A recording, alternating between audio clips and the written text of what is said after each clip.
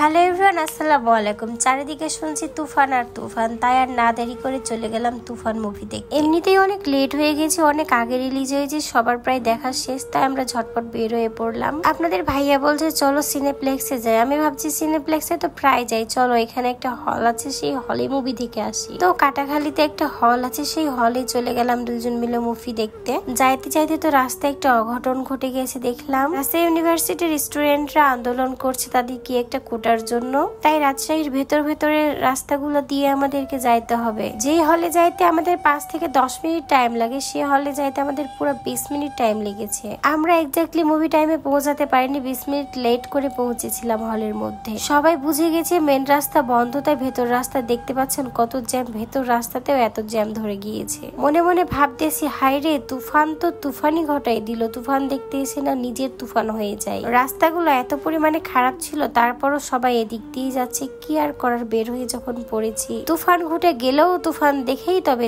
বাসায় ফিরবো। অবশেষে চলে আসলাম সেই রাজতিলক হলের সামনে। এই হলে আমি কোনোদিনই মুভি দেখিনি, তবে শুনেছি নাকি মোটামুটি ভালোই। বলে না জবি খায়েঙ্গা অভি পস্তায়েঙ্গা, জবি নেই খায়েঙ্গা অভিও পস্তায়েঙ্গা। দেখিনি তাই পস্তাচ্ছিলাম যে ভেতরে কেমন কি দেখবো। যখন দেখেছি তখন ভাবছি যে না, সিনেপ্লেক্সে গেলে মজা পাইতাম। এখানে 3 ধরনের টিকিট ছিল, 80 টাকা, 150 টাকা, 200 টাকা। এই যে অলরেডি মুভি শুরু হয়ে গিয়েছে, আমরা 150 টাকা করে টিকিট নিয়েছিলাম। মুভি কিন্তু আমাদের দেখা শেষ, আমরা এখন বের হয়ে পড়েছি। কপিরাইট ক্লেমের জন্য আমরা মুভির কোনো পার্টি দিতে পারিনি, শুধু অল্প একটু শেয়ার করেছি। তুফান মুভিটা ছিল অ্যাকশন মুভি, আর আমার অ্যাকশন মুভি একদমই পছন্দ না। আমার হয়তো বা প্রেমের বা একটু ছেঁকা খাওয়া এই ধরনের মুভি পছন্দ। তবে শাকিব খান অনেক ভালো একটা মুভি বানাইছে বাংলাদেশের মানুষের জন্য।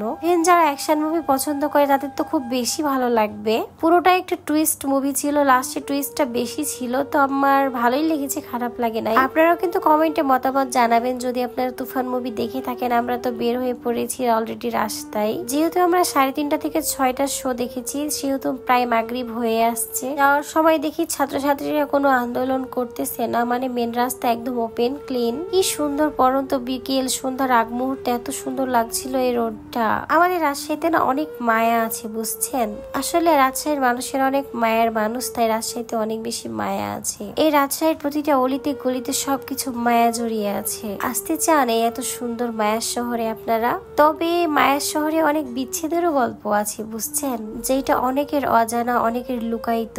রাস্তাতে বের হলে রাজশাহীতে প্রতিটি জায়গায় কনস্ট্রাকশনের কাজ চলতে থাকে, এটাই আমার বিরক্ত লাগে। তো আমার এই ছোট্ট ব্লগ ভিডিওটি আপনাদের কাছে কেমন লাগলো? ভালো লাগলে অবশ্যই লাইক, কমেন্ট, শেয়ার করে দিবেন। আর আপনারা যদি এখনো তুফান মুভি না দেখে থাকেন তো দ্রুত হলে চলে যান আর মুভিটি এনজয় করুন। তো সবাই ভালো থাকবেন, সুস্থ থাকবেন।